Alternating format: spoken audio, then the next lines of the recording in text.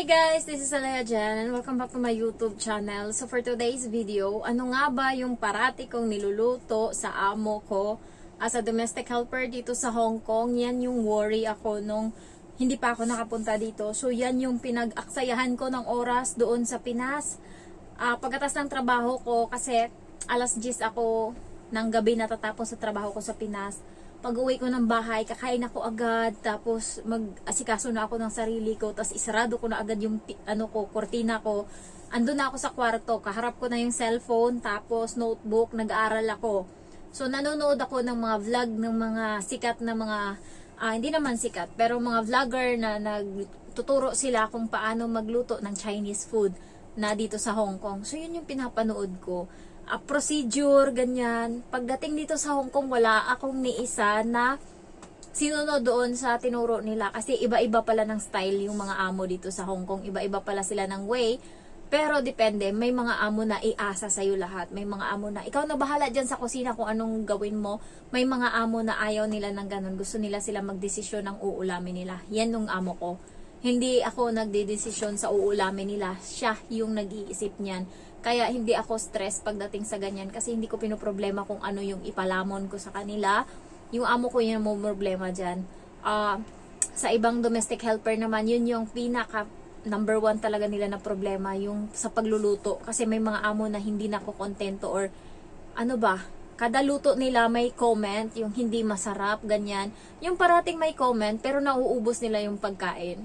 Meron akong subscriber na naglabas siya ng hinaing niya na parating sinasabi, it's not tasty. Sabing gano'n ng amo. Syempre, ikaw na nagluluto, mas stress ka. Kasi, ano ba yan? Wala nang tama sa lahat ng niluto ko. So, magugulat ka pag magliligpit ka naman. Wala na naman ang natira sa mesa. Naubos naman ang kain. Tapos, hindi pala daw masarap. So, yung mga ganun ba? At least ako, wala akong problema sa ganyan. Hindi ako nasasabihan na ganyan, ganyan. Kasi nga, wala. Siya yung magdidesisyon yan. And, ang niluluto ko dito, guys, is sabaw. Yung sabaw is pakuluan ko yung baboy para tanggalin lang yung dugo niya kasi lulutang yan eh. Tapos hugasan ko, ilagay ko siya sa pot. Tapos lahat na ipanghalo ko na doon lahat. Yung carrots, mais, kung ano-anong ipangsasahog ng amo ko. Siya na naglalagay niya ng mga ugat-ugat ng kahoy, bulaklak ng kahoy, kung ano-ano dyan. Mga mansanas na dinray, tapos isinama yan sa sabaw. Ayan. So, lahat-lahat yan ipanglunod ko siya sa kaldero. Tapos, sa pressure cooker, tapos isalang ko lang, pakuluan ko lang siya ng 25 minutes, tapos patayin, ayan. Hindi na yan nilalagyan ng asin, siniserve ko na yan sa kanila. Yan yung parang nagiging tubig nila, yung sabaw. So, sabaw lang yung iniinom nila dyan. Yun naman yung pagkain ko, yung baboy na naiwan doon, na hindi nila kinuha sa sabaw. Kasi, di ba sa atin naman sa Pinas, pinapakuluan pa nga natin yan ng pagkalambot-lambot para ang sarap kainin pag malambot yung karne. Sa kanila dito, sabaw lang yung kinukuha nila dyan. So, ako na bahala doon sa baboy. Kaya tumaba din ako. Hindi naman tumaba, pero hindi ako sobrang payat noon. Kasi nga, parating yun yung tinatarget kong kainin, yung sabaw na may baboy na kasama. Next is, 4 na putahe kasi niluluto ko sa gabi. Isang sabaw, isang itlog, isang karne, isang gulay. So, yung sabaw, yun yung pinanglunod ko lahat. Next is yung itlog. Minsan ini-steam ko, piniprito minsan, or kaya ini-scramble egg na nilalagyan ko ng okra. Hinihiwa ko yung okra ng maliliit, piniprito ko muna. Tapos pagluto na yung okra, binubuhos ko yung scramble ko na itlog. Nabati ko na itlog. Ayan, tapos i-serve ko na yan. And the next is karne. Yung karne naman, depende sa mood nila. Minsan, i-steam ko yung, bihon. Tapos ilagay ko yung shrimp sa taas for 10 minutes, tapos maggisa ako ng mantika na may bawang, tapos i-shoot ko doon sa bihon, tapos lagyan ko ng sweet soy sauce. Okay na, push na yan. Minsan lemon chicken, or minsan piniritong isda. Yan, yung mga ganyan-ganyan lang. Minsan adobo. Yung adobo na style nila, yung may vinegar sila na nilalagay. Hindi ko alam kung ano yun. So, minsan ganon, and then minsan naman ako sa oven, magluluto ako ng chicken, ayan, magbe-bake ako, ganyan lang. Tapos yung gulay, bahala na kung anong gulay dyan yung ibigay nila. Igisa ko lang yan siya sa higisa ko lang siya sa luya ng 3 minutes, tapos i-serve. Okay na yan.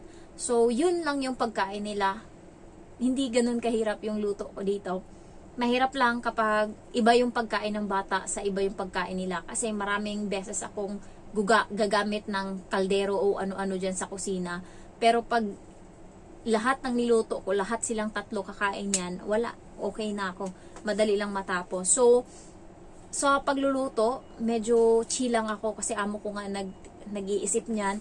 Kaya hindi ganun kaano sa akin, hindi ganun kahirap yung pagluluto para sa akin. And nakakaya ko siya na tapusin lahat ng isang oras. So, ang nahirapan lang talaga ako is sa paghuhugas ng mga nandun sa kusina, lalo yung gamit namin na mga mamahalin, Le Creuset. And chinek ko yung Le Creuset na brand. And pinakamalaki pa pala yung kinuha niya na lagayan. 10,000 Hong Kong dollar. Sa pera natin is nasa 70,000 pesos yung isa nun. Ay, kaya pala sabi niya sa akin, Jen, ingatan mo tong maigi. Pag naghugas ka, wag mong basagin, kay mahal yan. Nung nagpunta kami ng boyfriend ko doon sa Le Creuset na shop, kasi sabi ko, na-curious talaga ako kung magkano to. Aba, yung isang tasa is 600 Hong Kong dollar na. Yun pa naman yung nasira ko nung nakaraan. Nung nabagsak ko ba, nahulog ko, kawawa talaga. So, kaya pala sobrang na-stress yung amo ko nung pagsabi ko nahulog. Gumanon siya. Tapos akala ko okay na, nag-move on na siya. Sinumbong niya ako sa amo ko na, yun nga, nabasag ko yung tasa. Kaya alam ng bata. So, sa pagluluto dito guys, iba-iba ng way. Meron ding time na noodles lang. Masarap yung noodles kasi mag-ano ka lang ng chicken broth, tapos lagay mo lang yung mga sahog-sahog dyan, tapos lagay mo yung noodles, tapos na. So, depende talaga sa amo kung paano yung way. Iba-iba tayo ng amo, iba-iba din sila ng way kung paano magluto. May ibang amo naman na nilulutuan ng Filipino food ng mga katulong nila. Okay yun, kasi sila yung pinapaisip ba kung ano lutuin. So, nilulutuan nila minsan ng munggo, adobo, ano pa ba? Yung tambo na may gata, ayan, niluluto yan ng kaibigan ko sa amo niya. Tapos, pag may sobra, binibigyan niya ako dati.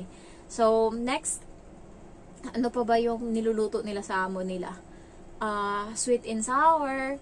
Tapos, yung sarsyado na itlog, niluluto din nila yan sa amo. Sarsyado na ano pala, na isda. So, depende lang sa amo. Amo ko hindi pwedeng ganyan kasi nga yung bata may allergy. Naranasan ko na akala ko nagsisinungaling lang yung amo ko nang sinabi niya na may allergy yung bata. Pinakain ko ng mani. Tapos nagulat ako, sabi ng bata sa akin, Jen, ang kati-kati ng dila ko, namamaga siya. Ay, natakot ako simula nun, di ko na talaga pinasubukan na pakainin siya ng bawal. Kasi akala ko nung una, nag-iinarte lang yung amo ko sa sinabi niyang ganun na allergy. Ay, nag-allergy nga talaga malala. Kaya hindi ko na inulit. Ano pa ba? Next is, wag na kayong maglista-lista or mag-alam ng mga niluluto ng iba. Kasi pagdating dito sa Hong Kong, tuturuan din kayo ng amo nyo. So, minsan lang yung amo dito na hindi nagtuturo. Mostly is tinuturuan talaga. Ayan. So, hindi nyo problemahin yung pagluluto, lalo kung hindi kayo marunong. Kasi pagdating dito, guys, matututo kayo. Ako, wala akong alam sa pagluluto ng Chinese. Pero pagdating dito, natutunan ko lahat. So, nandito lahat ng mga lista ko. Ayan. Ayan. Ayan yung mga niluluto ko.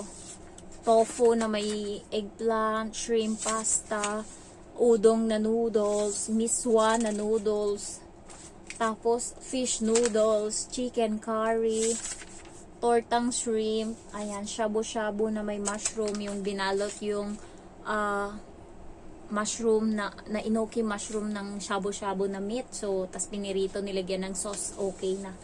Chicken congee, yung lugaw nila, or yung ano sa atin, lugaw nga tawag natin sa Pinas.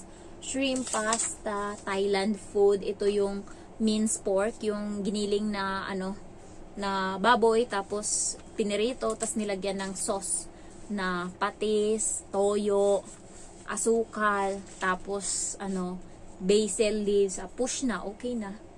And then cabbage with tofu in noodles, ayan.